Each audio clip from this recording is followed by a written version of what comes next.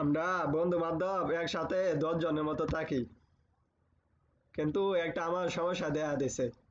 বন্ধু বান্ধবরা একসাথে তো ভাত খায়, প্রতিদিন দেওয়া যায় বোতল ভরে আমি পানি আনি, বন্ধুরা একদিনও আনে না। একবার দুইবার তিনবার বোতল দিয়ে পানি ভরে খাওয়ানি যা, সব সময় কি পানি খাওয়ানি যা? আনে রাখুন। এই যে সকালে পানি আনছি, বোতলে পানি নাই, উঠোনে খালি আছে, এবার খালি খাইলো, সবসময় পানি খাইলা। একবার দুইবার আইনা খাওয়ানি যা, বন্ধু মানুষ হিসাবে সবসময় আমার জন্য অপেক্ষা করে। ওরা ঝগড়া লাগিয়া আমার পানি খাইলা, কষ্ট আর কি বুঝামো আপনার।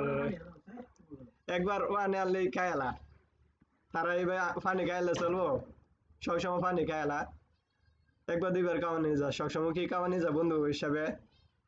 ওখান থেকে আগে আর পানি আনতাম না, দি হেরা কি বা খা, আমি নিজেও খাইতাম না, হেরারও খাওয়াইতাম না, চিন্তা ভাবনা নিছি।